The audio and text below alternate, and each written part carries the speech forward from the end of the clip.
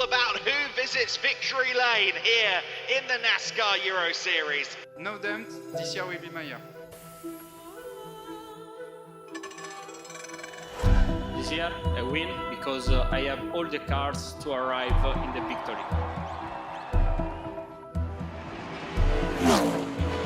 Last of the late breakers into the first corner. He gets the position. Fabulous driving. We have already 2 championships and we want to start one. I have one obsession and one goal, it's to win. I'm Patrick Schober and I'm the best NASCAR driver from Austria. Ladies and gentlemen, we have only one result. Get the second ring. Welcome to Ricardo Tormo here in Valencia. Are you ready for pure racing?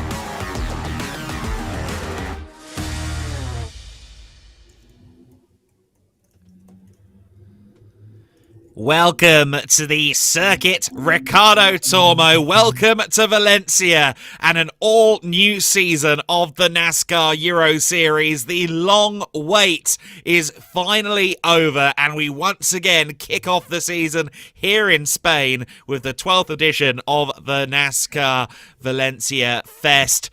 And it is a thrilling weekend in prospect to kick off what in many ways feels like a new era in the NASCAR Euro Series. Our calendar remains the same. We go to the same action-inducing circuits across Europe. However, there are new teams at play. There are new drivers, returning drivers. We also, of course, have one of the technical advancements that's come in over the winter in the form of sequential gearboxes. A majority of the teams running the full new 5-speed sequential gear shifter, and that rather changes the game in the cockpit of the car. It has been, of course, a gradual evolution to make that Euro NASCAR machine more and more potent, and this is just the most recent step to make it a more engaging experience for the drivers and, of course, to make the racing more thrilling for the fans trackside. This is always one of the most popular destinations on our calendar. The Circuit Ricardo Tormo has become a regular host of the NASCAR Euro Series, of course. It has also become one of the proudest hosts with one of the most vivid, significant and excited local bases of fans.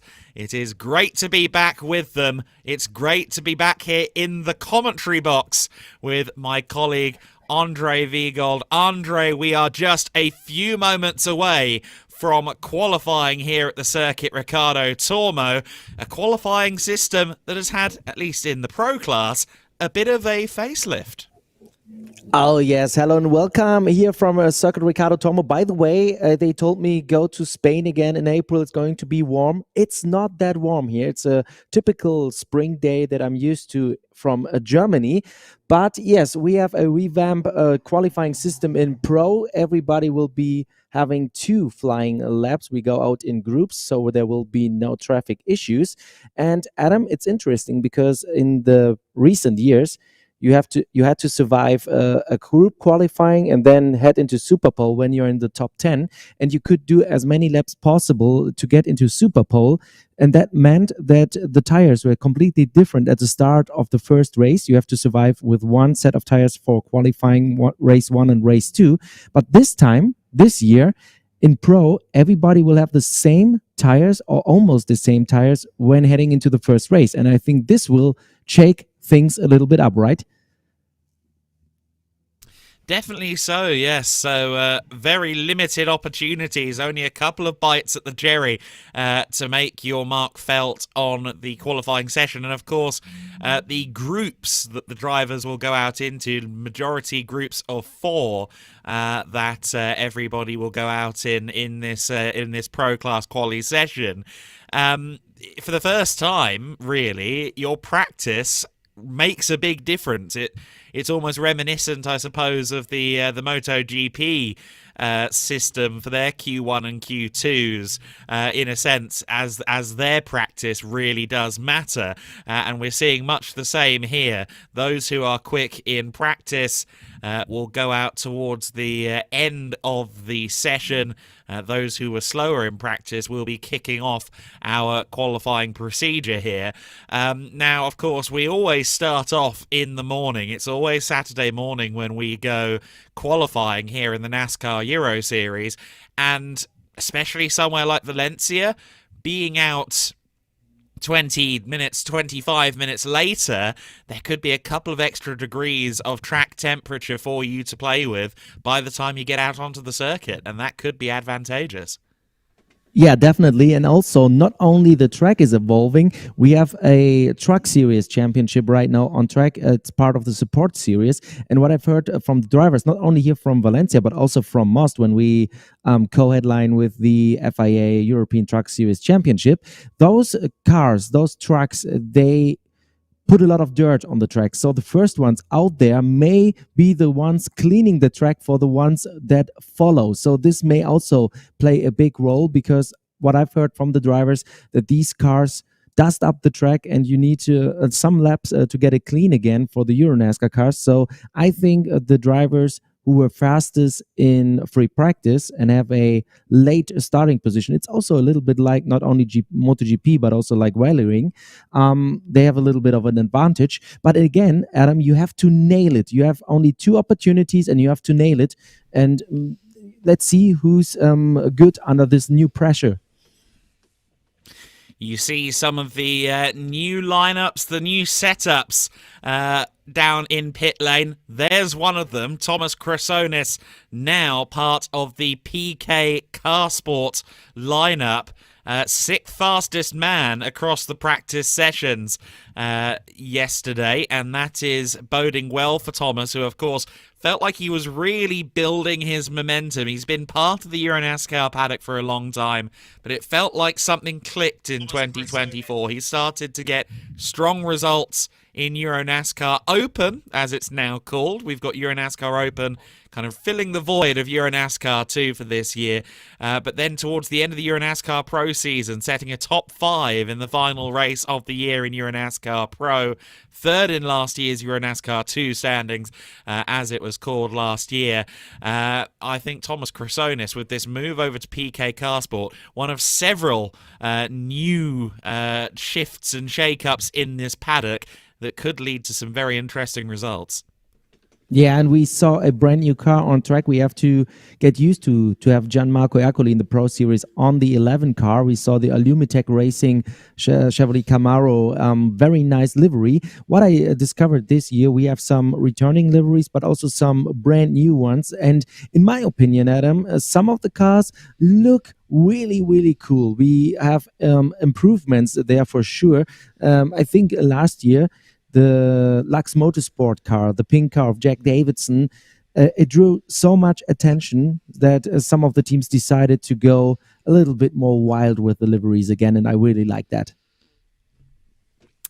Yes, indeed. We've got some other shifts and shake-ups, of course, to mention.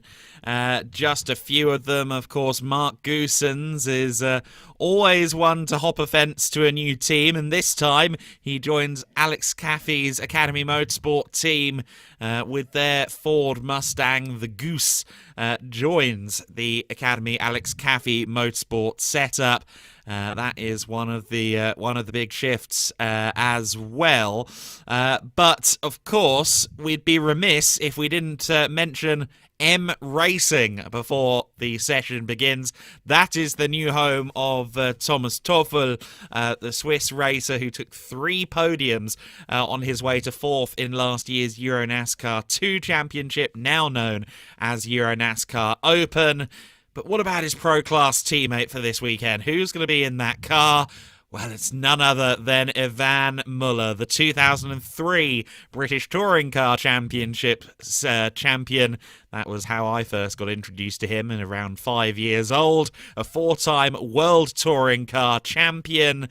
And if you want a testament to just how consistently front-running Yvan has been in his career, yes, he's a 4-time World Touring Car champion. He also, during the WTCC era, set the runners-up spot 5 times. So a 5-time vice champion as well. In the 12-year history of the championship, Yvan Muller was top 2 on 9 occasions. And then, for good measure, when the series became the World Touring Car Cup and switched to the TCR regulations, he was a further 2 times a runner-up in the series. He is one of the best tin-top drivers of all time in Europe, certainly one of, if not the best, of the 21st century. You can throw a 10-time Trofeo Andros ice racing accolade on top of all of his other achievements. And what about handling V8s? Is he any good at that? Well, he won the 2005 Sandown 500 in V8 supercars with one Craig Lowndes back in 2005. And he's in a Chevrolet Camaro. He won 3 of his World Touring Car Championships with a Chevrolet. So he's got some backstory there as well. I've got to say, if you went to 8-year-old Adam and said, one day you'll get to commentate on Yvan Muller and Mark Goossens, I was like, oh, that's cool. What series will they be racing in? Oh, the same one. I wouldn't have had a good answer for you as to which series that was going to be. Of course, in my youth, the NASCAR Euro Series was not yet a thing, but it's one of my favourite parts of this category, Andre, the melting pot, the broad array of backgrounds that our drivers come from. Yeah, definitely. Yvan Muller, a legend in touring cars, and he was pretty fast in free practice competitive. So I'm really looking forward to his performance here at Circuit Ricardo Tormo. And later in the season, he will also bring his nephew, Jan Elarché, to the Euro NASCAR Series, and he was also already fast in TCR. So M Racing, a very, very interesting pro spec here in the 2025 season. By the way, we are under 1 minute to go. The Strom watches countdown to green, just a few seconds, and then we start with the first qualifying session of 2025. Man, I'm already having goosebumps when those V8 engines are getting fired. Let's go.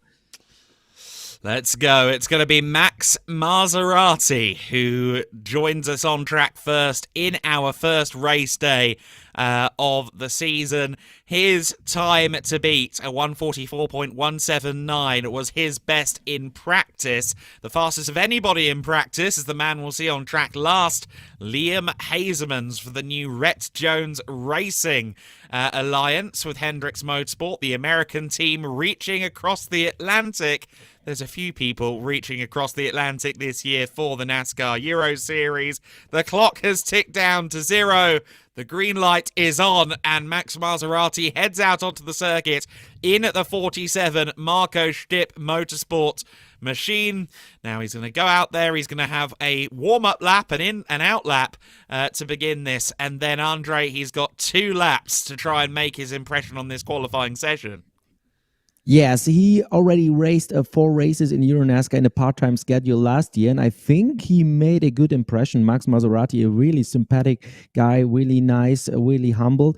And yesterday he had some issues in free practice in his Markus Schlitt Motorsport car, the team from Germany, the oldest German team on the Euro NASCAR grid.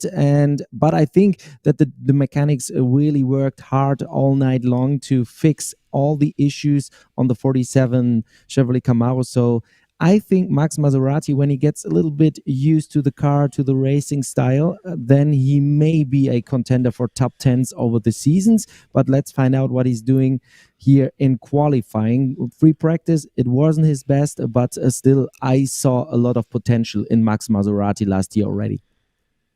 Yeah, 24 years old, debuted in this series last year, as you said, third in the 2024 GB4 Single-Seater Championship, his finest accolade so far in motor racing. He's being followed on the circuit by the number 72 car, Mikael Bleekemolen, still out there kicking and racing hard, now 75 years of age. Mikael Bleekemolen will be looking to make his impression on the session here. Always interesting to see how he performs. Of course, moving up into the pro division for this year. He was part of the Euro NASCAR 2 fold in previous seasons. He now joins his son, Sebastian, on the big grid, as it were. Yeah, that's really interesting that we see Mikael Bleekemolen in a pro. Of course, it's always finding the right combinations. You share one car with 2 drivers. One needs to race in open, one in pro. I bet that Michael would have loved to be in open as well to fight for the Legend Trophy, but there are also special classifications in pro, and he's in one, the Challenger Trophy for elite amateur drivers. It's because of his age, because Mikael Bleekemolen is, of course, not an amateur.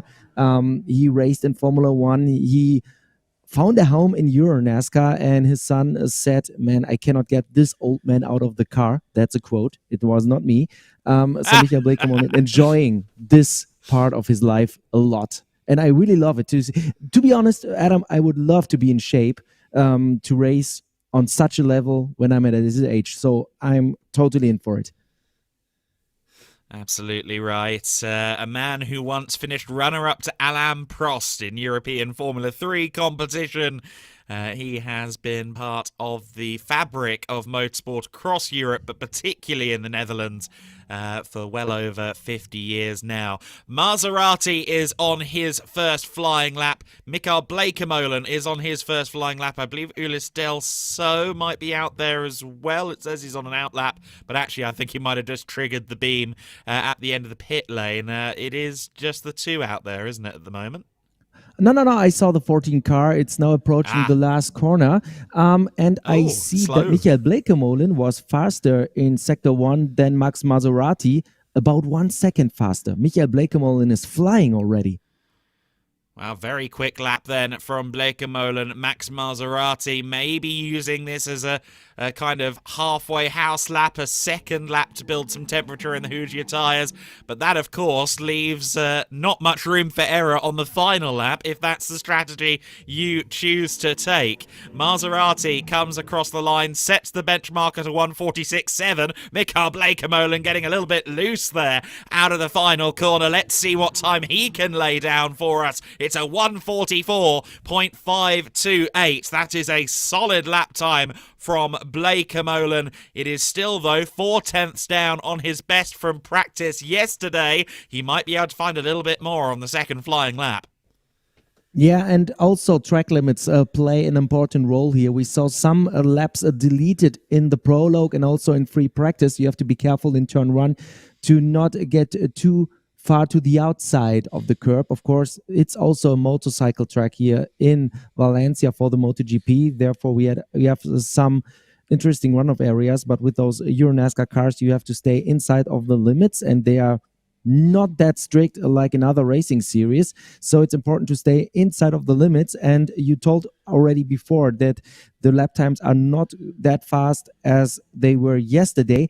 In the prologue, we even hit the 1:40 barrier. So it's 4 seconds maybe for Mikael Bleekemolen to the top spot, but it depends also on the conditions we have at the track. Like I said, we have 15 degrees Celsius at the moment. There's no sun out there. It's quite cool in Valencia compared to other years. So this may also affect the lap times a little bit. But right now, I think that Michael Bleekemolen had a very good first sector, but the second one was not his best, while Maserati is on his way to have a new personal best in this qualifying session. Absolutely. Ulis Del So is about to cross the line to complete his first lap, and it was a 43.5, but I believe it might have been disallowed due to track limits. Max Maserati will cross the line with a 144.1. He's already across the line, and Michael Bleekemolen does not improve, a 144.6 on his previous lap. So Maserati goes faster. I think he was indeed using that first flyer as something of a build lap. Ulis Del So, of course, has kind of kept us all in suspense. He took a long time to do his outlap here at the Circuit Ricardo Tormo. He set his first flyer at 143.5, but it wasn't registered as a valid lap time, so his time will have been deleted there. He then has to nail this second flying lap. We know what Ulis Del So can do, of course. A long time part of the NASCAR Euro Series, I would say. I mean, he's no longer the youngest driver on the grid, but he has a huge gulf in his age versus the level of experience in the car for his age. Always one to watch. Let's see what he can do in the Speedhouse Mustang. 144.114 Max Maserati, 144.528 for Michael Bleekemolen, and I think this shows how competitive this series is. Now let's take a look at Ulis Del So in the 14 car by Speedhouse. This seems to be a very good lap, 142.437. He's now on provisional pole position. So Ulis Del So almost 2 seconds faster than Maserati and Bleekemolen, but we have here a former Open champion. Ulis Del So knows exactly what it takes to be fast here at Circuit Ricardo Tormo.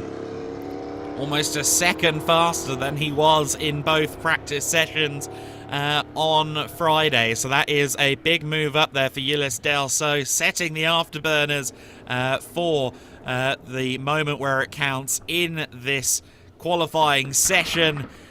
So we'll see where that plays out. Of course, it's going to be a very suspenseful 25-30 minutes or so for him, because he's going to have to watch what everyone else does to see where he ends up on the grid. The driver who's quite open about the fact that he is on the autistic spectrum, just like me, and serves as a great ambassador for that within our sport. Of course, you alluded to the fact he was a Euro NASCAR Open champion back in 2018.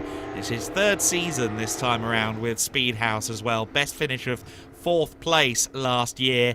He'll be looking to get some podiums on the board, and we'll see where he lines up for the start of this race.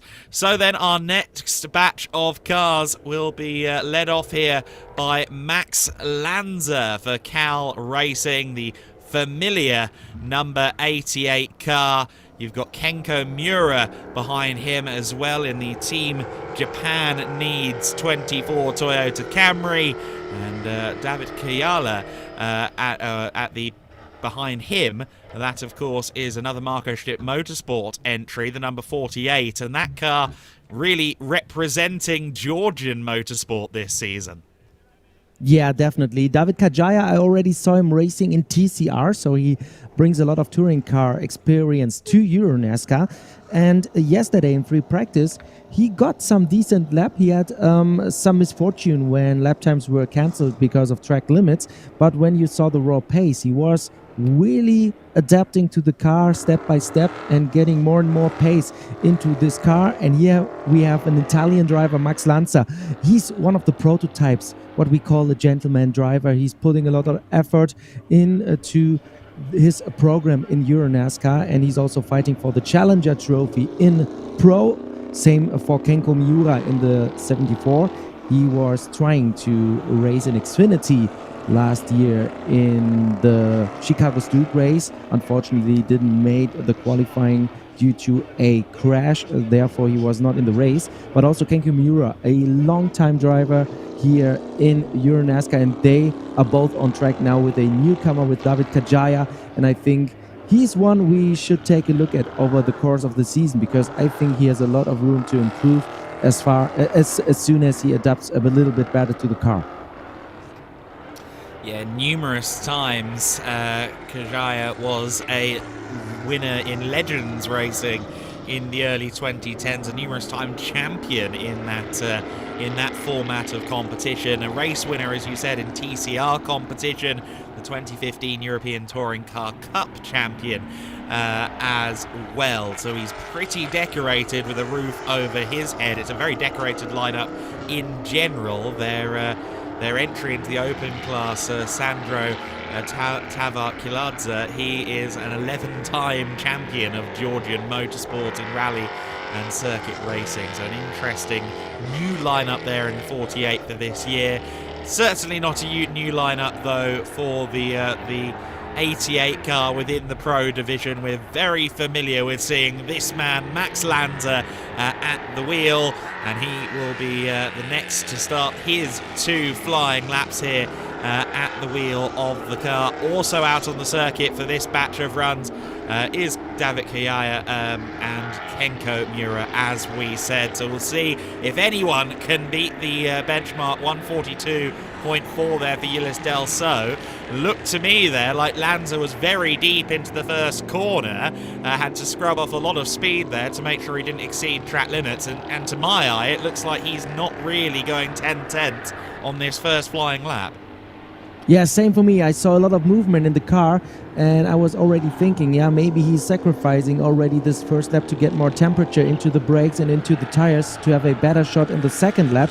Maybe he overshot the first corner a little bit and then already went into let's prepare for the second lap mode. And this makes pro qualifying so interesting in 2025. You have to be perfect under pressure. You just have 2 opportunities and that's it, and that will determine where you're going to start the Saturday race. And track position, grid position is crucial to have a decent result here in Euro NASCAR. Of course, we saw drivers and really wild races when they started from the very back and still won. I remember Lasse Sørensen in Brands Hatch when he started dead last and won a race, and at the track all the drivers say you cannot overtake it. So but still, track position and grid position is a crucial part of being successful here in this series. Absolutely right. I must say I grew up in the era of single lap qualifying in Grand Prix racing. This scratches that itch for me a little bit, this new qualifying format. I'm liking what I'm seeing here. Max Lanza's first lap time at 144.846, so currently last of those that have set a time. I'm expecting a faster second lap from him. It certainly didn't look like he was at complete full speed. Across the line goes Kenko Miura for a 145.079. And again, the driver at the rear of the group, in this case it's David Kajaya, he is making sure that he makes the most of the fact that he's got no one behind him. He's done a slow outlap, and now he's about half a lap behind everybody else. He's got plenty of clear air. He's hustling on, and I must say this car looking notably more aggressive through the middle sector. Yeah, he's just 1/10 of a second slower than Lanza in Sector 1, but the second sector was quite good with a 51.151, and now he's crossing the line. Let's see if he can get in front of them. He does. Second place right now for David Kajaya, a 143.433. The Georgian driver already, showed an impressive performance in his first lap. Oh, second flying lap then. Yep. Sorry, but I see a lot of track limit infringements at the moment. We have to check where he's going to end up, because I see now 48 cancelled track limit in turn 1, relevant lap time disallowed. So we have to take a look what race control is going to decide, but that's the message I have on the board right now. Yeah, that's come through twice actually. Track limit in turn 1, time disallowed for him in the space of about 15 seconds, so that's not potentially very good. Now Max Lanza should be coming across the line, has crossed the line to set a new pole time, a 1:42.415. Lanza goes quicker than Ulysse Delso. Kenko Miura comes across the line to set a 1:43.795, so he goes third fastest behind Delso and ahead of Maserati. But we're expecting this man's lap times, unfortunately, to be rather inconsequential on this second lap. We've seen the lap time disallowed bulletin, so unfortunately Kajaya is not going to have this time counting per the bulletins we see on our board. Now, it was the first lap time that got deleted seemingly, so maybe the second lap may stand. We'll wait and see what race control says. Let's see what the time is either way. Two strong sectors. It was a 1:42.395, so he goes to the top. Now, there were two separate bulletins suggesting that he was exceeding track limits at turn 1. That would suggest to me that he did it twice, and there are only 2 flying laps. So let's keep an eye on whether Kajaya actually retains his current provisional pole position. But if he stays there, it's just 0.02 of a second between Kajaya and Max Lanza. So you cannot even measure it on track. This is the difference between P1 and P2 right now. 0.020 seconds. Wow.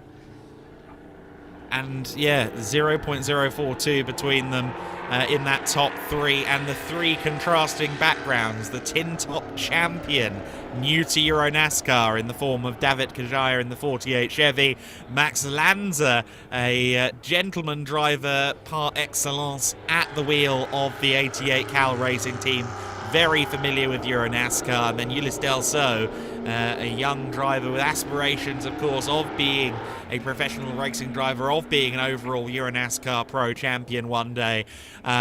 He is just 400ths behind the pole himself. So 3 drivers of very contrasting backgrounds, evenly matched in this Euro NASCAR machine. Of course, you've been hearing a lot down on the ground from the drivers, Andre. How are they taking to this sequential gearbox now that we are welcoming that into the series? Yeah, I talked a lot about this new feature in Euro NASCAR, and almost every driver, I have not a single negative comment so far. Of course, I didn't talk to anyone, but all of them who I talked to, they were really, really positive about the new gearbox. It has some advantages. First of all, it's easier to shift because you cannot miss shift like in an H pattern gearbox. Number 2 is the additional gear gives you more control over the car in corner exits. You can control the RPMs a little bit better and have a better launch out of the corners, and also mid-corner speed may be a little bit better because you can control the car a little bit more with the additional gear.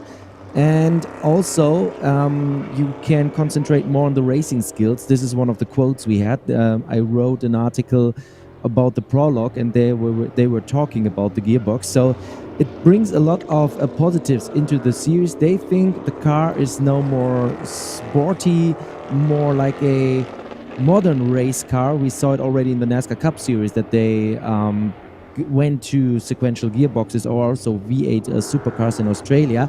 They have the same. We don't have pedal shifting. You still have to use a lever for shifting. So this is interesting, and also you have to have the right RPMs to shift. So there's no auto blip. You still have to blip by yourself. You need to lift a little bit, have the RPMs right.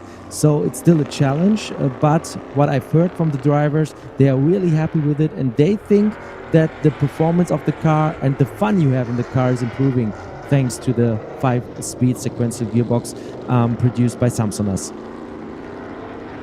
Yeah, very exciting stuff.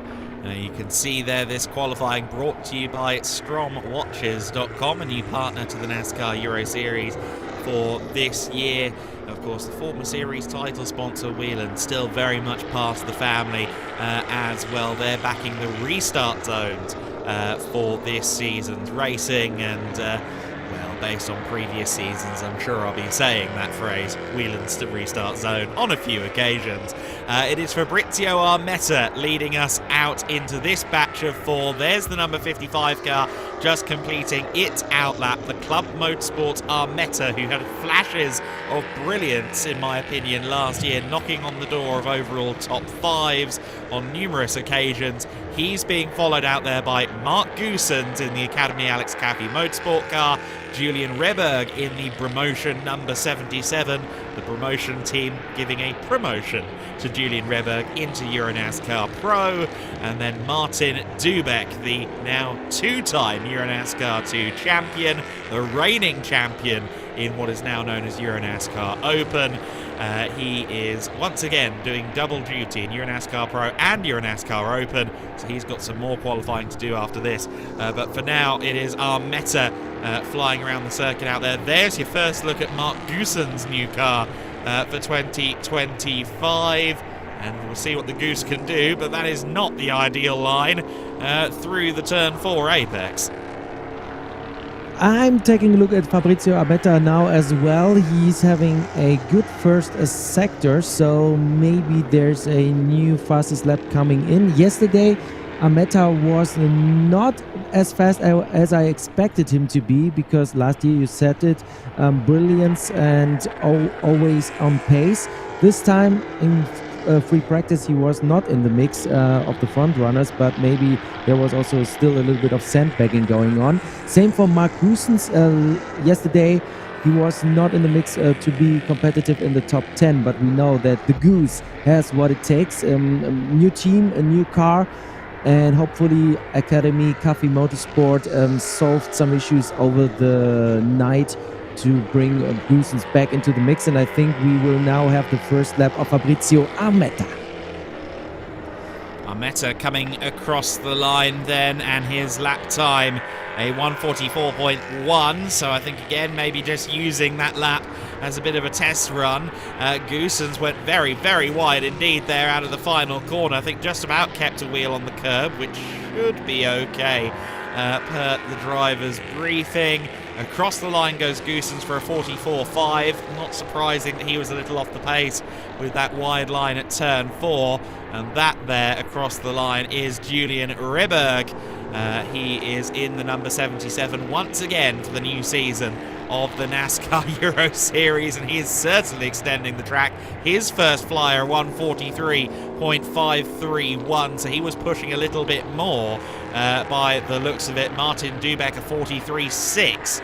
They go 4th and 5th fastest, but it does appear that these second flying laps, that's where you make your money, that's where you make your position for qualifying. Let's see what everybody can do this time around. Armetta, who concluded the season with a top 5 finish at Zolder on the final weekend of the year in 2024. He would love to be starting well within the top 10 for the 2025 season opening race later on today. Let's go then to that final corner. Let's see what's going on with Armetta's final lap as he comes across the line. It would be very good to see the lap reach its conclusion. He comes towards the end of the lap, Andre, and let's see if it's an improvement. It looks like personal best sectors 1 and 2. Now let's see what he did in sector number 3. He ends up 4th with a 1:42.580. So 4th place at the moment for Fabrizio Armetta, and the next one coming over the line is Mark Goosens. Mark Goosens across the line of 43.409 that time, so he goes well, he drops down the field. I think, yes, track limits for him. So that first flying lap of 44.5, that's going to drop him right to the back of the order, potentially behind Mikael Blekemolen in 10th of those that have run so far. But there is a new benchmark set. Martin Dubek, a 1:41.975. Briefly, though, because he had a track limits infringement as well. His time gets deleted, and that means that Julian Reberg is our new pole sitter. His second lap, a 42.304. While it was slower than Dubek, it was at least within the track limits.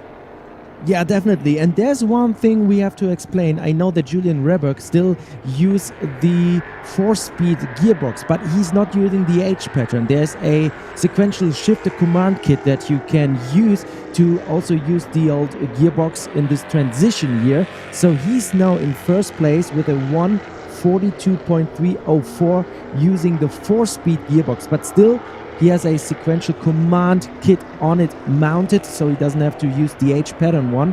But that's interesting because this car looks good, it's fast, and yesterday he already proved that he can keep up with some of the really fast guys in Euro NASCAR Pro after stepping up from Open last year, where he was one of the contenders in the Rookie Trophy. So heads up, Julian Reberg with a really good performance. He's 19 years old, from Germany.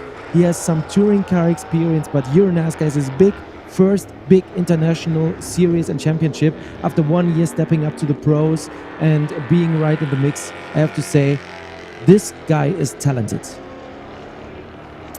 He really is an exceedingly strong talent. We saw some great results out of him, of course, in the Open class last year, and exciting to see what he does now in Euro NASCAR Pro for 2025.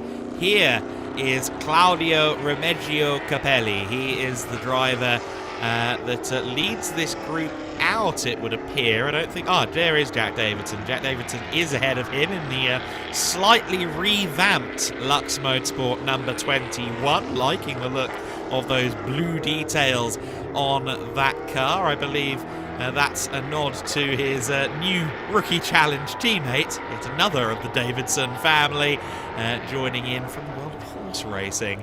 But Jack Davidson, another driver who, of course, will be looking for better things in 2025. The first ever British race winner in the history of the NASCAR Euro Series, focusing on the Pro class this year, and we will see how he performs within the Junior Trophy. Claudio Remigio Capelli out there on the circuit as well. The returning Giorgio Maggi now with the Speedhouse team, and I believe his teammate Vladimiros Siotzis should be out there with us as well. But Davidson heads into the first corner on his first flying lap. Jack Davidson strikes me as the kind of driver who isn't going to do 2 warm-up laps. I'm expecting this first flyer to be fully committed. Yeah, definitely. In free practice, he already showed a lot of potential, especially at the end of the sessions. He was really quick. He's also one of the guys stepping up from Open to Pro, and you already said it, his sister was in action yesterday in the Rookie Challenge. It's a time attack regularity based challenge we have on Fridays with 3 30-minute sessions where you can get used to the car and the competition. We have a video of this competition on YouTube. Check it out after qualifying, before the first race. There's a little bit of time to consume Euro NASCAR content. And Jack Davidson, let's see what he can do on board of his 21 car. The first sector, a 24.080, so not bad. Same region as, that was Maggi. Davidson 24.048, so same level, and being on the same level with Giorgio Maggi, yeah, that's good for Jack Davidson in Pro. It is indeed. Of course, Mario Ercoli joining that setup as well this year at Lux Motorsport, along with Nicole Davidson. So more firepower than ever down there at Lux Motorsport. There's Claudio Remigio Capelli. We see him out there on the circuit, the 33 car. The returning Giorgio Maggi, excited to see how he has progressed. He's had a year away from the NASCAR wheel in Euro Series, a 43.4 just set by Jack Davidson, so I'd expect more out of him. He went over a second faster in practice, so keep an eye on his deltas. A 1:43.1 for Claudio Remigio Capelli.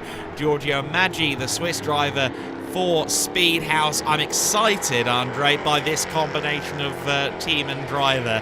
Giorgio Maggi went away for last year. He did do some Italian GT racing. He even made a one-off appearance in Porsche Super Cup, but he's back here in Euro NASCAR, a category that he loves, and with a good team behind him. Yeah, definitely. And he already competed against Luca Lasser, so they know each other. Luca Lasser, the team owner of Speedhouse. And I talked to Giorgio Maggi yesterday about his comeback, and he said, man, Euro NASCAR, that's the purest form of motorsport, and there are a lot of fans out there people you can meet. The atmosphere is so unique. I tried something different, but I went back to what I love, and we found a really good deal with Luca Lasser. And I think Giorgio Maggi, maybe he needs a little bit of time to get back into the rhythm, but when he found that rhythm, or when he finds that rhythm, I think he could be a contender for top 5s, podiums and race wins for sure. Speaking of new Speedhouse drivers, Vladimiros Tsiotsis in the 64 car, he has already set a 1:42.8 on his first flying lap, so he is looking strong. Meanwhile, Jack Davidson is just a few moments away from home on his second flyer. 43.4 is the time to beat for Jack Davidson in the 21 Lux Motorsport car.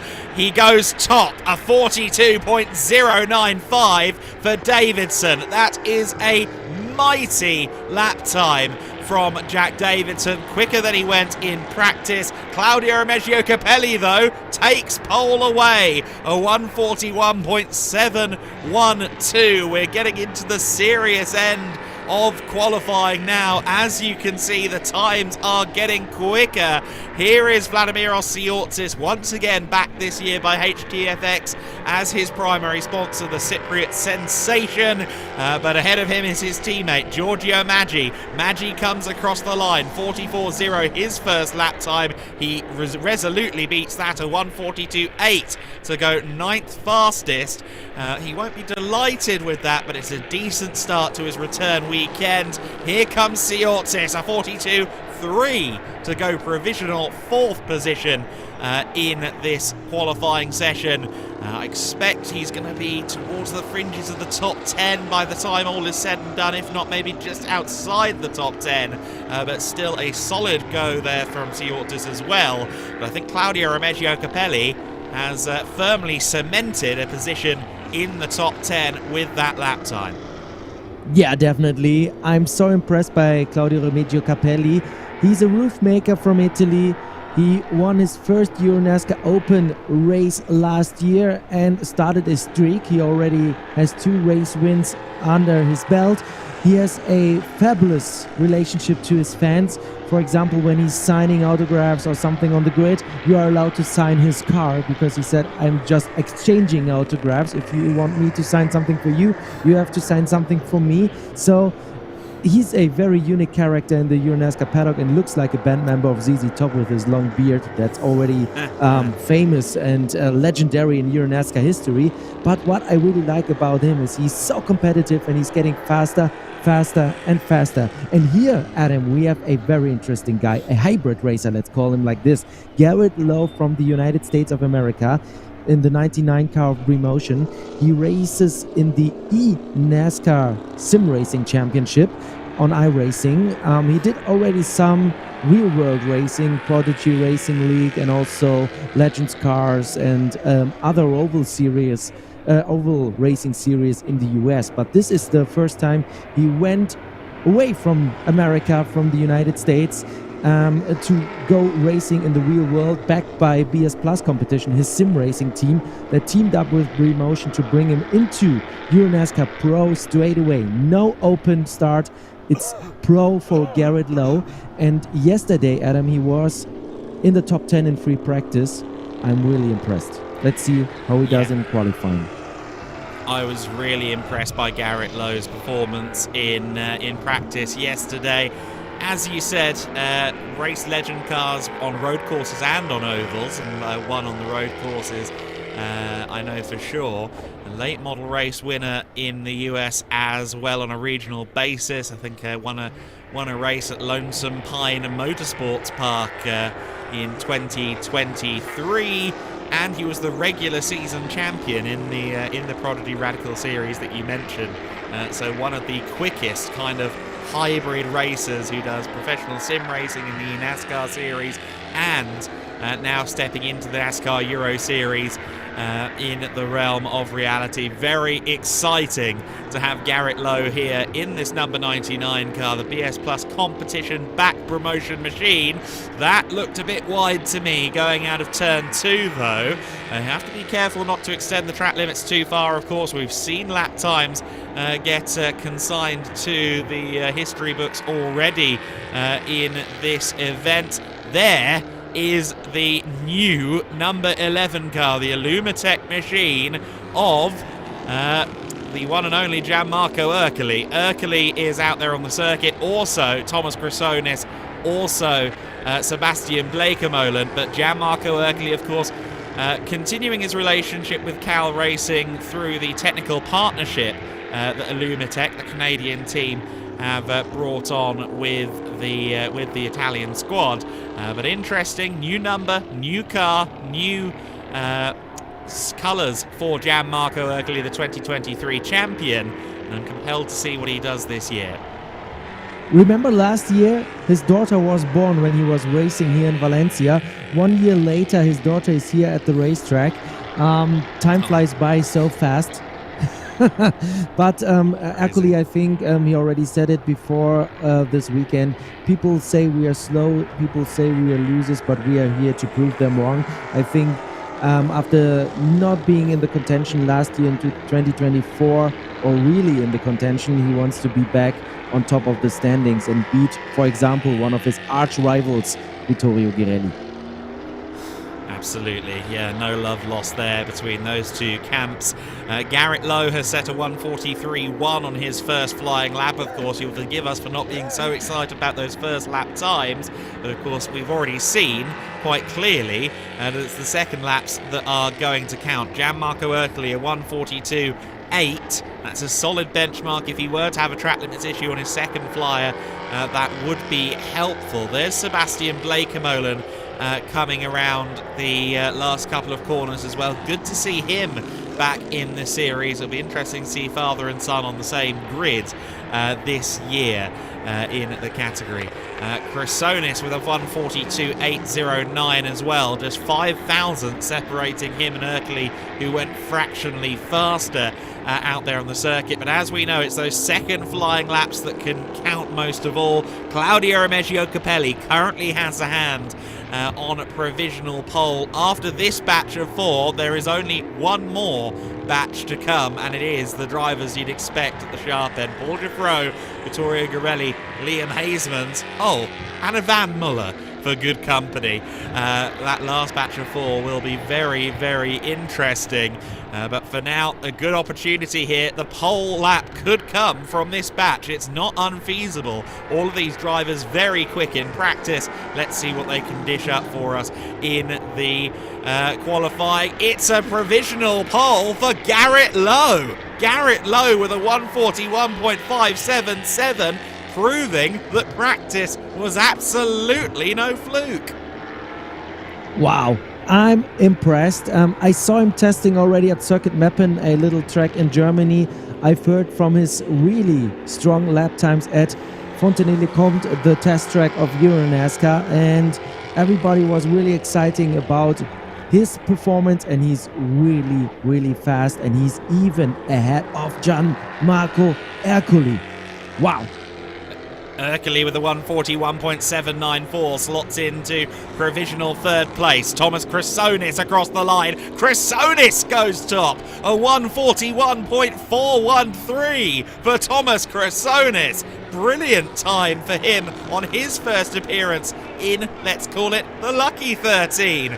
Let's see where Sebastian Bleekemolen stacks up relative to all of this. A 1:41.728 for him on his final flying lap, so he also defeats Gianmarco Ercoli's time. A 1:41.728. Your first 3 rows of the grid as it stands. Thomas Chrysonis is your current provisional pole sitter. Behind him, Garrett Lowe in the 25. Claudio Remeggio Capelli, third fastest at the moment. Sebastian Bleekemolen, fourth fastest. Ercoli, fifth. Jack Davidson, sixth. But here come the big hitters, and here is your reigning, defending NASCAR Euro Series Pro Class champion, the number 24, the PK Car Sport driver, Italy's Vittorio Girelli. He won the first race of the year last season here at the Circuit Ricardo Tormo. He wants to repeat that feat today. No better way to kick that off, of course, than diving in to a quick qualifying time and potentially a pole position. Already sliding a little bit on his outlap, Vittorio Girelli. Of course, he wants to get this second ring.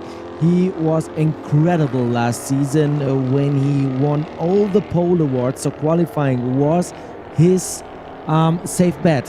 He was in qualifying in Super Pole and he performed. Now we have a totally different qualifying format for Euro NASCAR Pro, and I'm really curious to see if we can continue this streak. And here we have Ivan Müller. Here we have the 4-time WTCC champion, the dominator in the Trophy Andros. I'm a big fan of ice racing and I saw him racing there a lot, so I mentioned that. Ivan Müller, I'm really looking forward to see him racing here. I know that it's a one-off for now, as he's the team boss of M Racing, and his nephew, Yanner Lachey, will jump into that car. But hopefully he's tasting blood and maybe continuing his Euro NASCAR campaign as a driver, not only as a team boss. I hope for that. I saw those lap times and those results in practice and thought, I'm not convinced this is going to be a one-off for Ivan. I've heard rumours of an additional chassis maybe heading towards M Racing headquarters as well, so let's keep an eye on what Ivan Müller does. Personally, I don't think it's possible for Ivan Müller to come to Brands Hatch for the first time in almost 15 years and not race. Come on, Ivan, those are your old stomping grounds. I want to see it, the British fans want to see it, but we are delighted as Euro NASCAR fans to see Ivan Müller here in Circuit Ricardo Tormo, joining us for this season opener. Let's see what he can do relative to the best of the best in this category. Vittorio Girelli will be the first one to lay down a benchmark here. A 23.7, his first sector on his first lap, which is about half a second off the very best first sector that we've seen in this session. But again, of course, these first flying laps don't seem to be as consequential. You want a halfway decent lap in case you have a lap time issue on your second flyer. But clearly, the strategy with these Hoosier tyres is to try and get some more heat into the tyre carcass on your first flying lap, rather sacrificing it for your second. There's Paul Dufresne, last year's Junior Trophy champion, of course, last year's primary protagonist in the eyes of Vittorio Girelli. This man out there on the circuit as well, Liam Hazemans. Welcome back, Liam. He is once again with us this season, of course, runner-up in Junior Trophy last year, 2023 Junior Trophy champion. New colours on that machine, Rhett Jones Racing, forming an alliance with Hendricks Motorsport to enter this car into the series, the team that ran Noah Gragson to a top 5 at Nashville in last year's NASCAR Xfinity Series. Great to have them crossing the Continental Divide into the NASCAR Wheel and Euro Series. 142.943, the first lap for Vittorio Girelli. Oh, trust me, he's going to go faster on his second flying lap. Paul Dufresne will be the, Ivan Müller will be the next to cross the line. Let's see what his first flying lap looks like. Again, 43.1, just building temp into the tyres. The fastest time we saw in practice yesterday was a 141.263 from this man, Liam Hazemans. So he's the one with the pressure on his shoulders, Andre, as he goes on to this second flying lap. Yes, and he's heading now into the last corner, and then we see his lap time in the 30 car. Meanwhile, Paul Dufresne in third with a 141.637, and now we get the lap time from Liam Hazemans. Let's see where he ends up. 14th place. So I think also he is sacrificing the first lap for a perfect second lap, but that's also a risk. You are not allowed to do any mistake on this second lap, and I see Vittorio Girelli personal best time, best first sector, a overall best second sector right now. So Vittorio Girelli is really good. He's flying on his second lap. Ivan Müller a personal best first sector, but Paul Dufresne on the other hand had the first sector overall. So I think now when Vittorio Girelli is crossing the line, we will see some interesting lap times. Absolutely right. It's going to be a 41 surely for Gorelli. It's not. It's a 140.901. He is the first to break the 141 barrier. Vittorio Gorelli makes a statement lap time there to go provisional pole. M Racing on their first appearance in the series. Ivan Muller's team. Ivan wielding the flag of his own outfit. What can he do? He goes third, a 141.535 for Ivan Muller. Next across the line, Paul Giffreau, who has been setting the lap times alight so far. He goes top, a 140.608 from Paul Giffreau. That is a mighty lap time. Can the man who was fastest of anyone in practice beat that? He's not quite as quick through the first couple of sectors versus Paul Giffreau. I'm not sure he's going to be a front row starter. Here comes Hazemans. It's fourth for Liam Hazemans at 141.434. He'll be happy enough with that starting position, but wasn't quite able to find the ultimate pace in the manner of Vittorio Gorelli or Paul Giffreau, who have both gone sub 141. Paul Giffreau, a 140.608. Our pole sitter in Euro NASCAR Pro. Wow, what a lap by Paul Giffreau. He was not sacrificing his first lap. He had two really strong laps on the RDV Competition 3 car, and that was a perfect second lap, 140.6. He's 0.3 of a second faster than Vittorio Gorelli. That's a statement for me. And I will now head down to the pit lane, Adam, to grab a word with our Strom Watches Pole Award winner in Euro NASCAR Pro, and I will rejoin you then for the Open qualifying.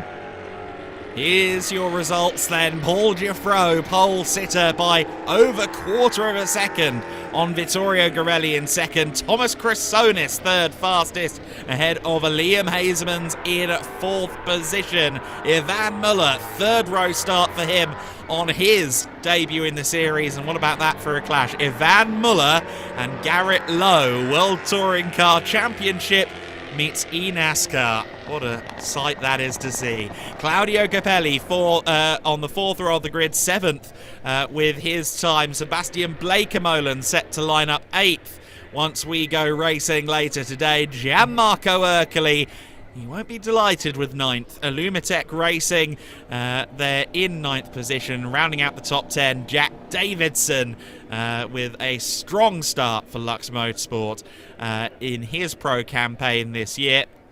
To run you down the rest of the order as it stands provisionally, Julian Reberg 11th, 12th position Vladimiros Siotzis, David Kajaya in 13th position, Max Lanza 14th, Ulysse Delso 15th, Fabrizio Armetta 16th, Giorgio Maggi in 17th, Martin Dubek in P18, Kenko Miura 19th, 20th place for Max Maserati, Mikael Blakemolen and Mark Goosens at the rear of the field. Goosens, I don't think, will be delighted with that starting position. I do expect, though, that he will move through the field during this race later on today in Euro NASCAR Pro.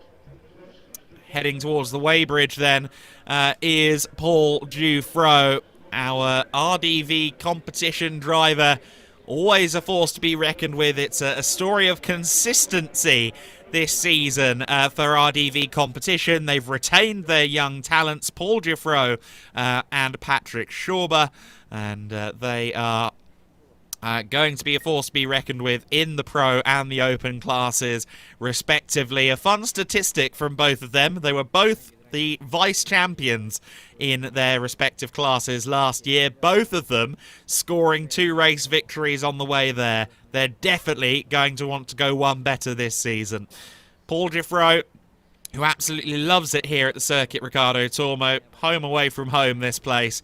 Of course, he will have been watching on, as we all did, towards the end of 2024, as the tragic floods ripped through this area, including the circuit itself, which was still bearing some scars from the flooding.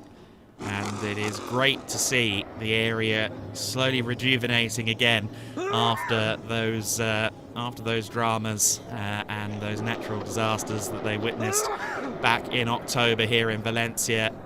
And we are delighted to be back, delighted to be here with the fans in the NASCAR wheel, in the Euro NASCAR Series. It is great to see Paul Giffreau on top. Let's hear from him shortly. It's going to be exciting to hear from Paul. I reckon he's going to be full of energy after that. The StrongWatches.com Pole Award will go to Paul Giffreau, the first of its kind, of course. So he will be very excited to receive that. And Andre is heading down there as we speak to get the insight, get the feelings from Giffreau.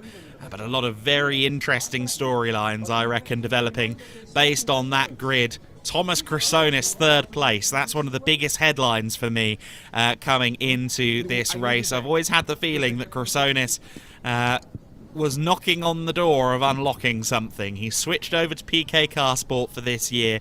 He's, of course, riding high off of his strongest season to date in 2024, and now starting third on the grid among the likes of Giffreau and Garelli, and ahead of people like Liam Hazelmans and Ivan Muller. Chrysonis is going to feel justifiably fantastic about that performance.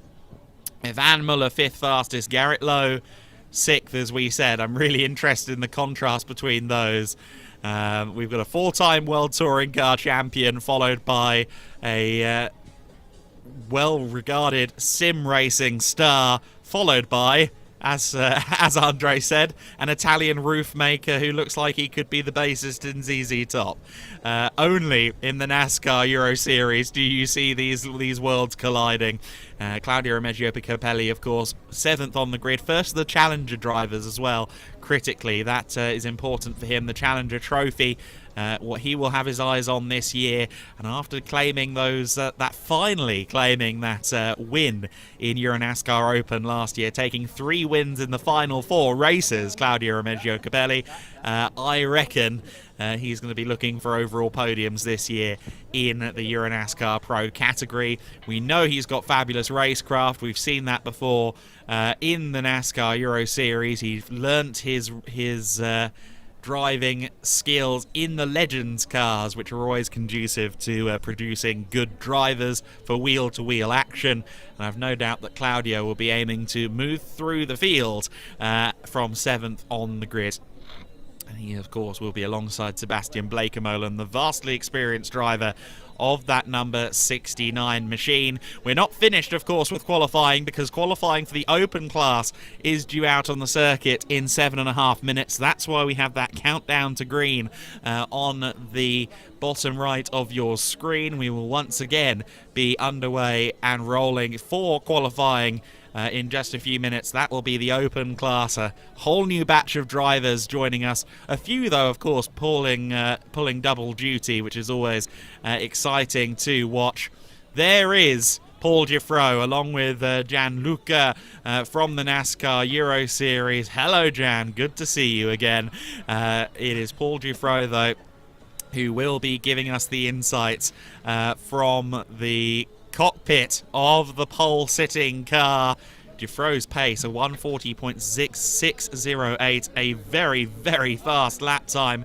The fastest ever race lap here in Euro NASCAR is a 140.764 from Alan Day.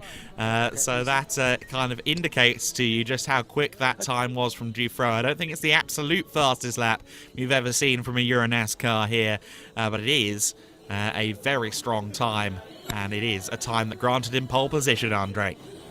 Thank you so much, Adam. We have the first pole award of the year given to Paul Giffreau, presented by StrongWatches. By the way, I have one of those beautiful pieces here right now. But let's talk to the pole sitter, to Paul Giffreau. What a lap. How did it feel like? It was just easy. The car was just going where I wanted. The tire were hot. I made a fucking good job at the outlap to make it have some heat inside. So fucking happy. Sorry for the words, but I'm really happy. We worked so hard this winter to get this pole position. This was the part where I was losing last year. So with Girelli getting all this pole. So yeah, it's a good way to start the championship. Now nothing of the job is done, or everything we'll have to do at this afternoon. But yeah, to start first is the more easy things. Girelli and Muller, they sacrificed a little bit the first lap to have a second lap that's all or nothing. I saw you had already a good first lap and then a brilliant second lap. So what's the new strategy in this new qualifying format? I think all drivers are more comfortable with something. I know if I want to be a little bit slower to get more heat, I will lose my marks. So I don't do that. No, never. So yeah, it's how I do it. So I will every time do that. So 2 fast lap. So the first lap with cold tire is really hard. So I gain like 1 second just with the hot tire. So yeah, I wanted to be fast, to know where the limit were, because yeah, it's not easy when you have just 2 laps to find the limit. We never drove with the morning from the start of the meeting. So yeah, so full flat out every time. All right, congratulations. Thank you so much. Show again the pole award presented by Strom Watches. Go, our first Strom Watches Pole Award winner of 2025 for Paul Dufresne. Apologies for his manner of expressing just how quick his lap was, but it was justified. He was indeed very fast in that session. His first lap time would have been good enough for third position. He was a 1:41.3 on his first flying lap, and I dare suggest that come Vallelunga for the second round of the season, we'll see some more drivers deploying the push on both laps tactic, because clearly it worked for Dufresne. 3 minutes and 40 seconds then until the countdown to green. As I said, Vallelunga is our next destination in the 2025 NASCAR Euro Series. Of course, we've got a lot of racing to go here at Valencia. The calendar is largely unchanged this year. Of course, brilliant racing that we had all throughout 2024. Why would we change a good recipe? Valencia, Vallelunga, Brands Hatch, Venray, Most, Oschersleben, Zolder are destinations for 2025 in the NASCAR Euro Series. You will see, if you are unfamiliar with the world of NASCAR Euro Series racing, you will see the same cars out now in the Euro NASCAR Open category. The cars are of the same specification. Moreover, it's the same cars out there on the circuit, and that is always exciting to watch. We have a few drivers double dipping across both categories, including the reigning Euro NASCAR Open champion Martin Dubeck. Claudio Remeggio Capelli will be back out there in this session as well. So will Thomas Chrysonis. And I must say, if I were to be held at firearm point and told, pick your 3 contenders for Euro NASCAR Open this year, I think I just named them. Chrysonis, Dubeck, Capelli. All getting the experience in the pro class as well. All very, very quick indeed, as we have seen repeatedly over the years. That's not to discount some of the others, though, because it's a very, very strong lineup across all classes, or across the open class this year. Of course, we'll have to keep an eye on Jill Linster. He's always one to watch this year in that Rhett Jones Racing Ford Mustang, the number 30 that he's sharing with Liam Hazemans. Got to keep an eye as well on the likes of Jordan Wallace. I think he's going to be an interesting one to watch in this race. Jordan, who was a part of the Porsche Carrera Cup North America last year, the first African-American driver in this history of that series, and was 5th in the Pro-Am standings in that class last year. Now, a Porsche 992 Cup car, not that similar to a Euro NASCAR machine, but all the same, very interesting to see how Jordan Wallace performs podiums this year. Of course, a lot of the regular suspects are here as well. People like Melvin de Groot, he is back with us. 3 podiums last year, runner-up in the Legend Trophy in 2024. And we'll see who else flourishes in these conditions on the circuit. So, another one to watch, of course, Patrick Schauber, the number 3 car. Can't go without mentioning him before we get this session underway. Last year's runner-up in Euro NASCAR Open, 2 victories to his name. He will be one to watch. Lots of newcomers to discuss as well. The countdown to green is less than 30 seconds away. We are running a, let's call it a traditional qualifying format for this one. So 20 minutes, set as many lap times as you like. 15 minutes, sorry. Set as many lap times as you like.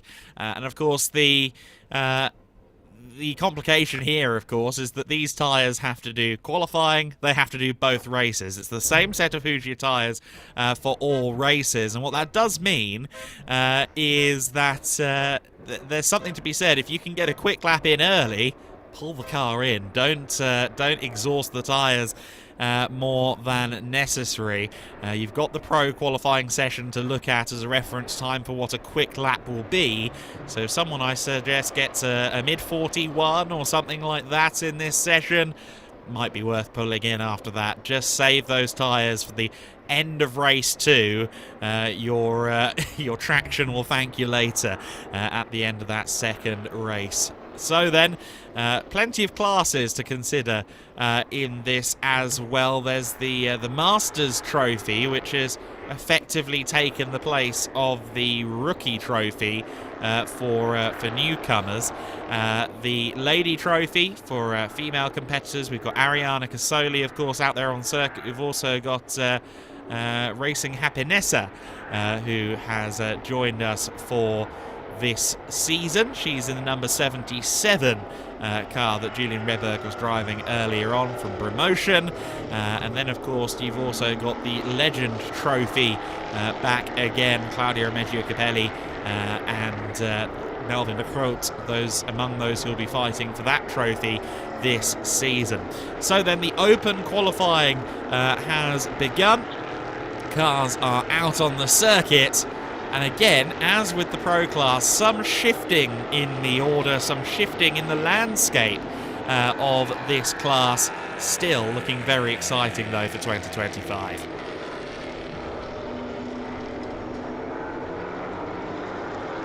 There is the 48 car, Sandro Tavatkiladze in the Georgian entry, the 48 Marco Stipp Motorsport car. Melvin de Groot is the first one to set a flying lap, or set an out lap at least. Of course, he, as with everybody, won't be setting competitive time on their out laps. I suspect these drivers will take the opportunity to build some more temp into their tyres over a couple of laps, given they don't have a ticking time bomb as to how many laps they can actually perform. No 2 flying laps, nothing like that here. It is just a straight 15-minute dash to see who is the fastest of the fastest in the NASCAR Euro Series Open class, and who will claim pole position for their first race of the season. So then the grid heading out onto the circuit. Some familiar names. Claudio Remeggio Capelli, there he is in the number 5 car. All, of course, familiar liveries. We've seen these cars out there. They perform in both categories. These cars have to be durable and dependable, and they certainly are. The Samsonas 5-speed gearbox, the latest innovation to the NASCAR Euro Series package. And that 5-speed box, as we heard from Andre during the pro session, seems to be going down a treat with our drivers. It certainly makes it a bit more malleable and shiftable coming out of the corners, finding that traction. Just starting to slip in second, you can shift up to third and hopefully find a little bit more of a manageable torque band coming out of corners. There is your number 34 car out on circuit. Thomas Toffel back in the series once again in the familiar number, but with a new team.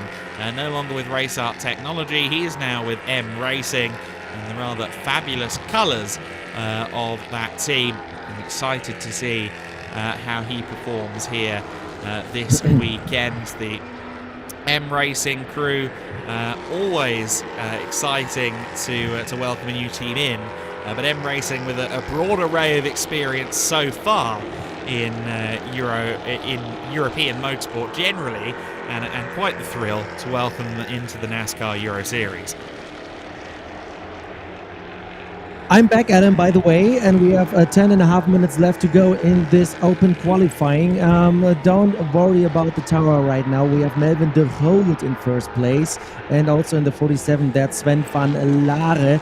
When we have splitted last names, there is at the moment a little bit of a problem to get the data right in. We work on that, of course, for the races later this afternoon and also for tomorrow. So first place at the moment for Melvin de Groot, the Dutch giant, who's also competing in the Legend Trophy for drivers aged 45 and over. There was also a revamp of the trophies, especially in Open. We don't have the Rookie Trophy anymore. It's now called Master Trophy, and it includes rookies and also amateur drivers in Open. And in the Legend Trophy, we raised a little bit of the age.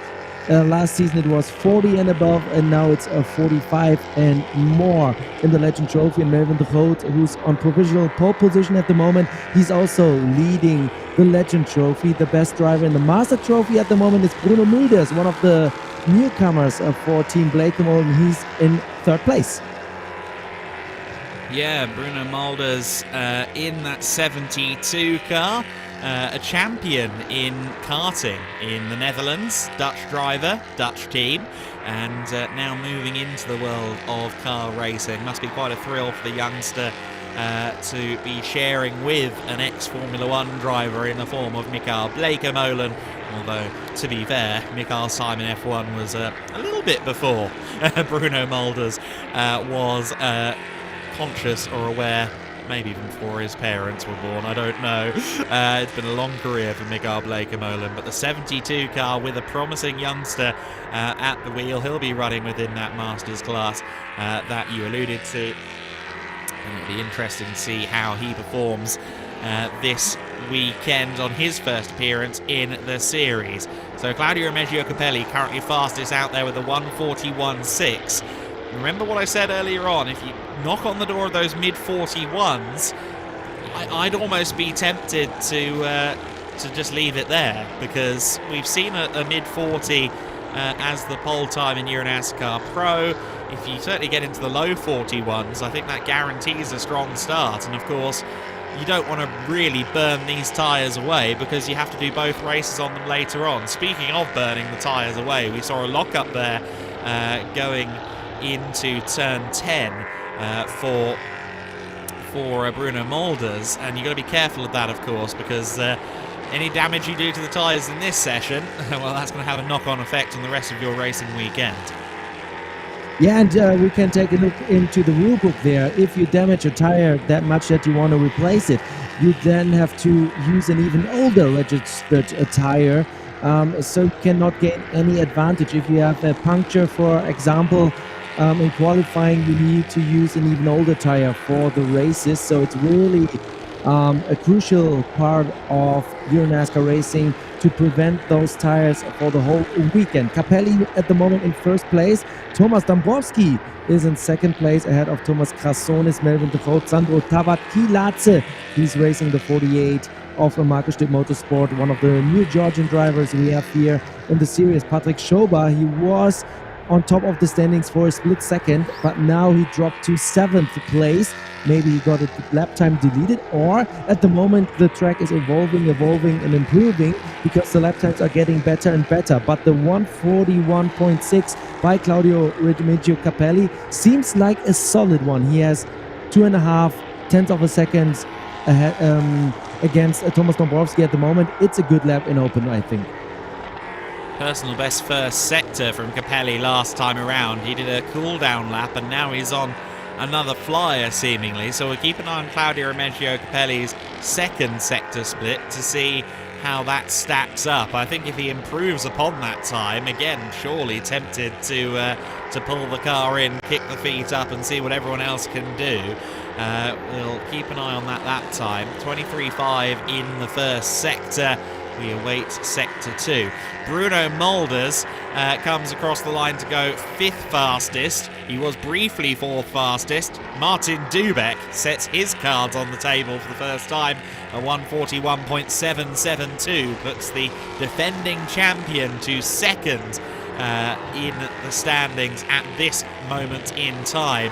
But the standings ever shifting. Patrick Schauber goes 3rd fastest with a 41.807. Capelli's middle sector, not that strong, a 50.7, about half a second off what he'd want to be in an optimal scenario. But let's see what his lap time turns out to be. It turns out to be an in-lap by the looks of it, because he has not come across the time. No, 148.8, so I think maybe got held up somewhere in the final sector.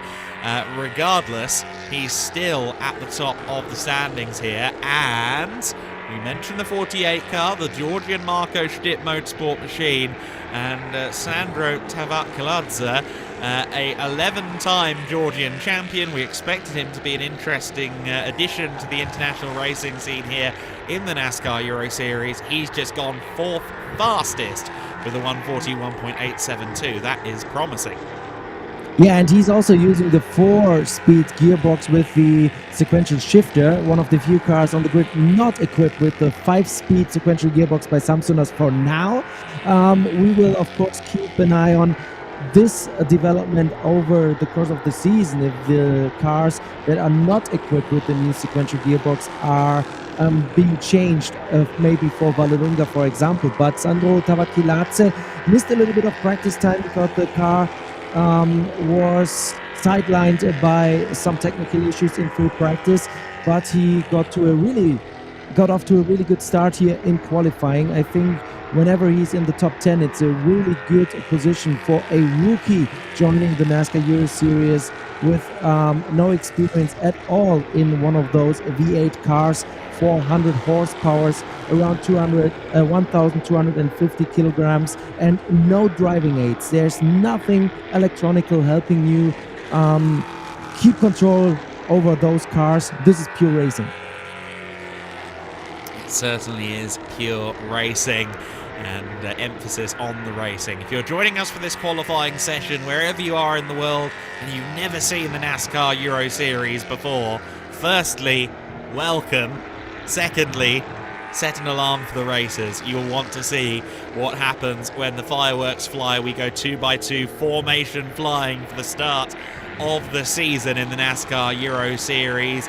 It is a thrilling spectacle. This circuit always lends itself well to this racing as well. Plenty of opportunity to go side by side, especially through that first sector. The racing is every bit and more so thrilling than the qualifying. So then Sandro slowing down. He's pretty happy, I reckon, with his last couple of lap times. The 41.872 remains his best. There's Thomas Chrysonis. I don't think we've seen the best out of him just yet. A 42.055 for Chrysonis. We know he can be quick, of course. He's on the second row of the grid for the Euro NASCAR Pro class. I reckon the best is yet to come from Chrysonis. 23.4 is a strong first sector. 50.2 is a strong middle sector from Thomas Chrysonis. I think Chrysonis could be on for a good lap here. He's had 2 strong sectors. He will be gunning for a 141.683. That's the benchmark from Claudio Remeggio Capelli. Patrick Schauber has just gone close to that benchmark. Second fastest on a 141.714. Here comes Chrysonis across the line, and it's the fastest lap of the session. A 141.652. The form from Chrysonis in the qualifying session for the Pro class has now been transferred over to the Open. 0.031 seconds between Thomas Chrysonis and Claudio Remeggio Capelli. That's a blink of an eye. Those are inches, centimeters, whatever you want. Take a measure out. You cannot see with your eyes the difference between Cassones and Capelli, and Cassones now a little bit sideways, a little bit of oversteering there out of the corner. The 13 car fielded by PK Car Sport. Cassones already showed last year with Markus Stipp Motorsport that he is able to keep up with the top drivers in Open. He wants to make the next step. He wants to become the champion. But this guy, Martin Dubeck, in 4th place, he wants to be a 3-time Open champion. 2 titles already under his belt. Now it's time to get the 3rd one. And I'm also looking to Jill Linster. Can he improve his lap times in the Red Jones Ford Mustang with the number 30, at the moment 7th place? I think he will not be 100% satisfied with that. Yeah, both drivers not improving that time by, you said there, 0.031 between Cassones and Capelli. It's another 0.031 between Capelli and Patrick Schauber. Now, Schauber was quickest of all in the first sector, but he then lost about half a second to the ultimate through Sector 2. So unfortunately that last lap time of 42.0 for Patrick Schauber. I think he's knocking on the door if he gets a clean lap in of pole sitting pace. He's only got one more bite of the cherry. He's on his final flying lap and he's got 5 seconds of the session left to go. Faster again goes Thomas Cassones, a 141.595 as the checkered flag is wielded at the start-finish line. Everyone is now on their final lap, and Cassones has set an almighty benchmark, a 141.595. Worth noting that Fabrizio Armetta and Jordan Wallace have both not appeared in this session, so they're currently set to be 21st and 22nd. We just saw Racing Happinessa go across the line for 19th position. She'll line up alongside Ariana Casoli, and interesting to see that they are split by just 0.06 of a second. So the 2 drivers in that category for this weekend looking quite evenly matched. They're just behind Sven van Leer, who I think is doing a bit of an encore performance as he called his retirement towards the end of 2024. Drivers coming across the line then, let's see if anyone can improve. Claudio Remigio Capelli has not improved his final lap time. Martin Dubeck pulls into the pits, elects not to finish his final lap. What can Patrick Schauber do? His first sector wasn't that strong. His second sector wasn't really that strong either. And he ends up coming across the line for 3rd fastest, a 142.1 on his final attempt. Not many drivers left across the line. Only Cassones, Anders Beers and Valentino Gambarotto. It is going to be pole position for Thomas Cassones, a pole start in Euro NASCAR Open, and, of course, a second row start in Euro NASCAR Pro. That's a good morning for Cassones. Yeah, definitely, and I will now head down to grab a word with the PK Car Sport driver from Greece. So, see you later, Adam. Thank you very much, Andre, for your efforts running up and down the tower here. I'm sure you're taking the lift, but the elevator. Yes, Thomas Cassones, fastest of all. He will receive his pole award shortly. Cassones then will line up on pole position for Euro NASCAR Open round 1 of the season, the first race later on this afternoon, and he will be alongside Claudio Remigio Capelli on the front row of the grid. Patrick Schauber, 3rd fastest, and he is alongside the defending champion Martin Dubeck in 4th position. Sandro Tavakladze in 5th place.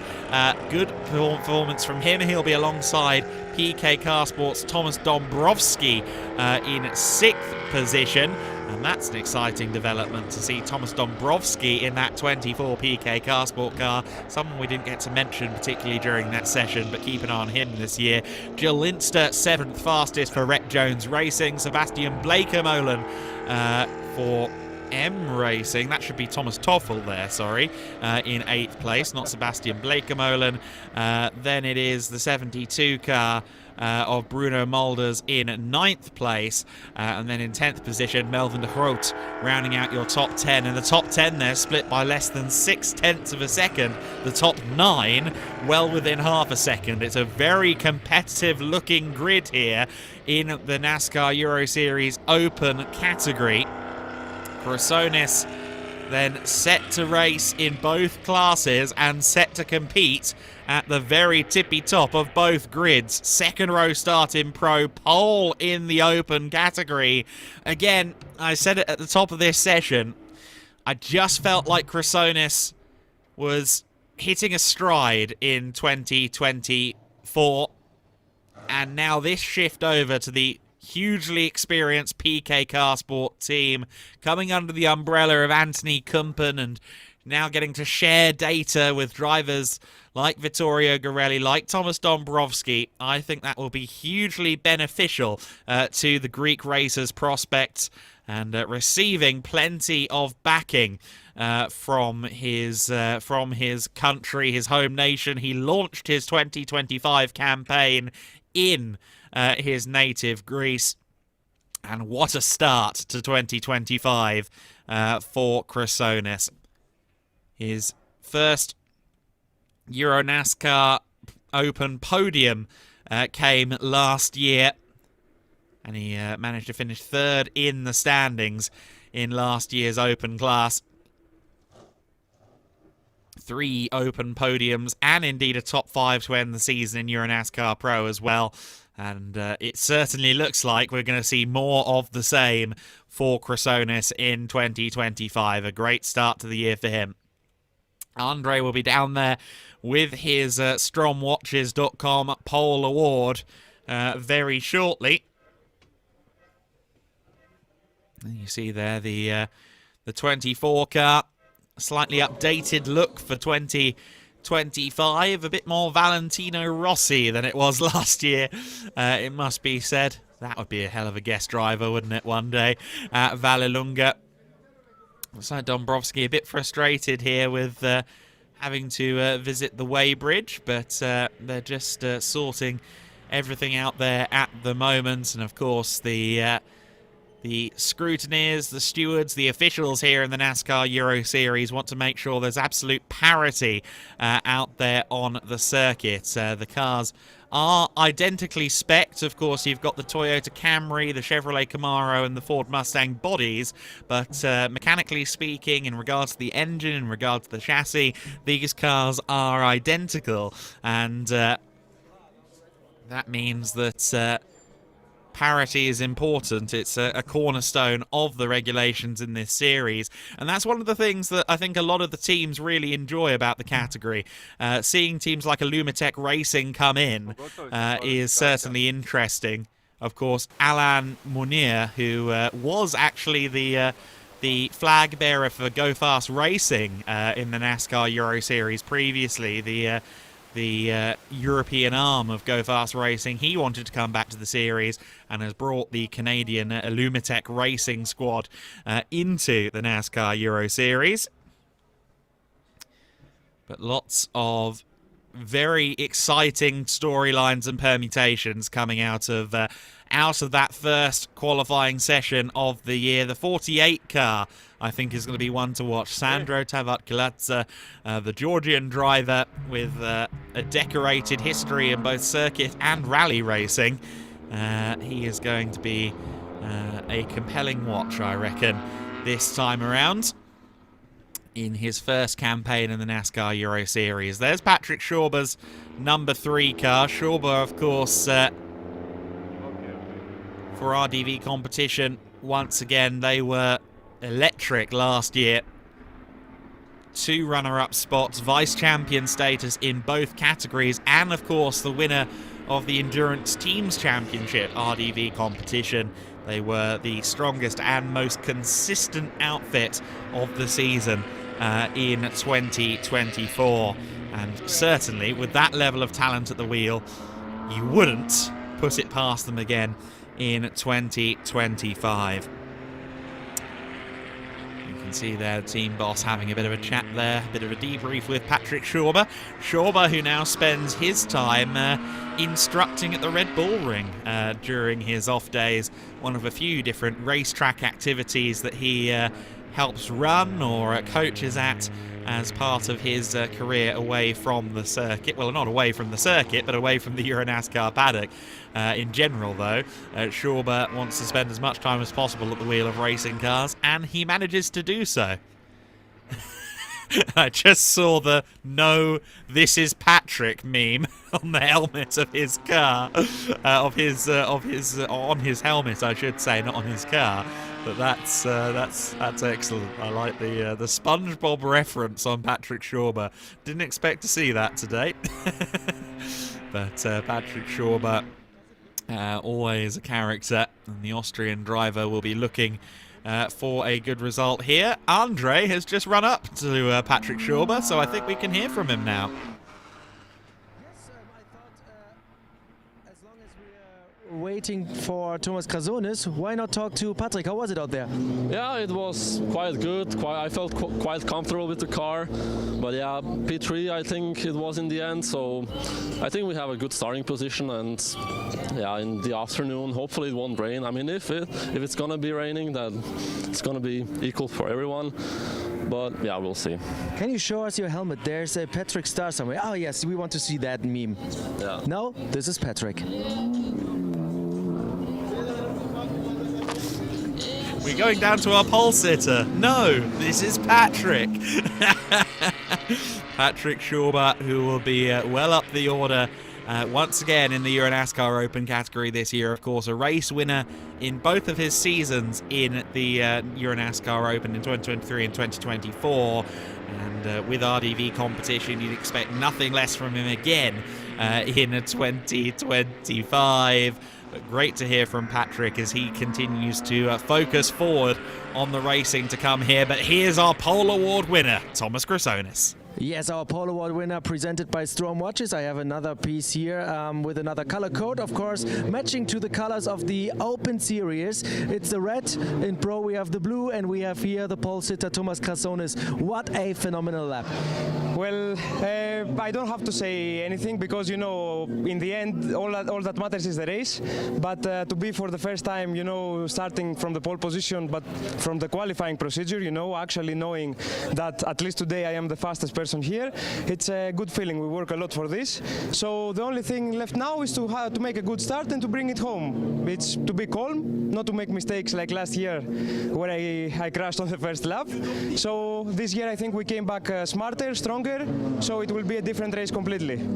You have experienced the new Pro qualifying format and the Open qualifying format. It's completely different. For us in the commentary booth, in the Pro, we can talk a lot about the cars, the teams, the drivers behind the helmet in Pro because you are on track alone. But as a driver, how is the difference? Well, I mean, I prefer the single qualifying, you know, how the procedure of Pro, because I think it puts a little bit more pressure to the driver and you can actually see who is on the better state, you know, to make a good qualifying lap. So, but both are good, you know, that doesn't matter. The thing is to be first, you know. All right, thank you so much. Congratulations and have fun later in the race. Very much, thank you. Back to you, Adam. Thank you very much, Andre. Great to hear from our pole award winner from Strom Watches. Thanks to them for their partnership for 2025. Thomas Crasones is your pole sitter in the Euro NASCAR Open category, and he will be one to watch. Paul Giffreau, your pole sitter in Euro NASCAR Pro. Our next step is racing, and that will take place in about 2.5 hours' time. Join us for the first Euro NASCAR Pro race of 2025 at 13:55 Central European Summer Time. It's going to be a thriller here at the Circuit Ricardo Tormo. 2 races to bring you today, and we can't wait.